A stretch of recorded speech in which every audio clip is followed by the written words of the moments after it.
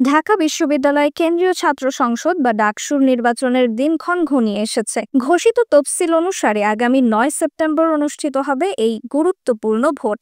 এর আগে মনোনয়নপত্র গ্রহণ, যাচাই বাছাই, প্রত্যাহার এবং প্রচারণার কার্যক্রম চলবে নির্ধারিত সময়সীমার মধ্যে। ডাকসু শুধু একটি বিশ্ববিদ্যালয়ের ছাত্র সংসদ নয়, এটি বাংলাদেশের দ্বিতীয় জাতীয় সংসদ হিসেবেও বিবেচিত। রাজনৈতিক বিশ্লেষকরা মনে করছেন ২০২৪ সালের গণ-অভ্যুত্থানের পরবর্তী সময়ের বাংলাদেশ কেমন হবে তা অনেকাংশে প্রতিফলিত হবে এই নির্বাচনের ফলাফলে। এছাড়া ডাকসুর এই নির্বাচন আগামী জাতীয় সংসদের নির্বাচনেও প্রভাব ফেলবে বলে আশা করা হচ্ছে। বিশেষভাবে এবার নারী ভোটাররা বড় ভূমিকা পালন করতে পারেন। ইলেকশন কমিশনের তথ্য অনুযায়ী ডাকসু নির্বাচনে মোট ছাত্র ভোটার আছেন ২০,৯০৪ জন এবং ছাত্রী ভোটার ১৯,০২৮ জন। অর্থাৎ ছাত্রী ও ছাত্র ভোটারদের সংখ্যা প্রায় সমান, পার্থক্য মাত্র ৩% মতো।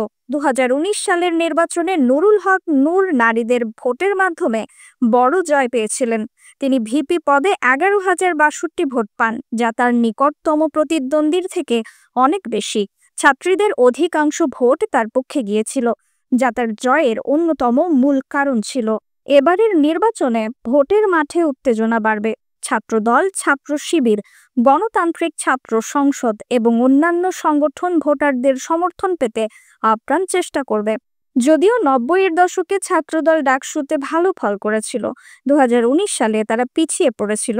এবার তারা নারীদের ভোট পেতে নতুন পরিকল্পনা গ্রহণ করতে পারে। বিশেষ করে ভিপিজিএস পদে একজন মেয়ে প্রার্থী করার সম্ভাবনা রয়েছে।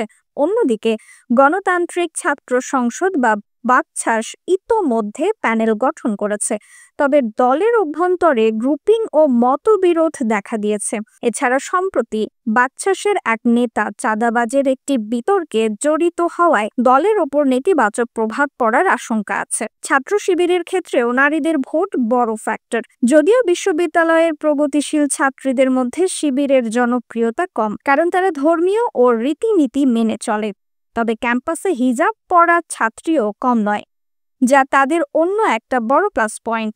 তাই মেয়েদের ভোটে শিবিরের অবস্থান শক্তিশালী হতে পারে বলে মনে করছেন অনেকে।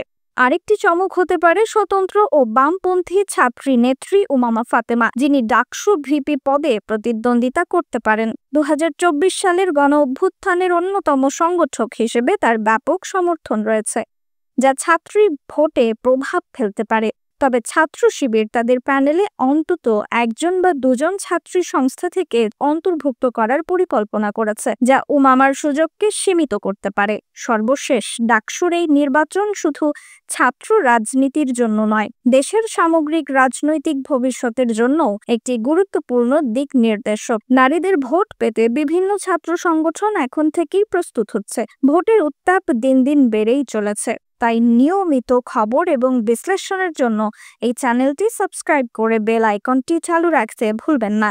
আপনার মূল্যবান মতামত কমেন্টে জানাতে দেরি করবেন না।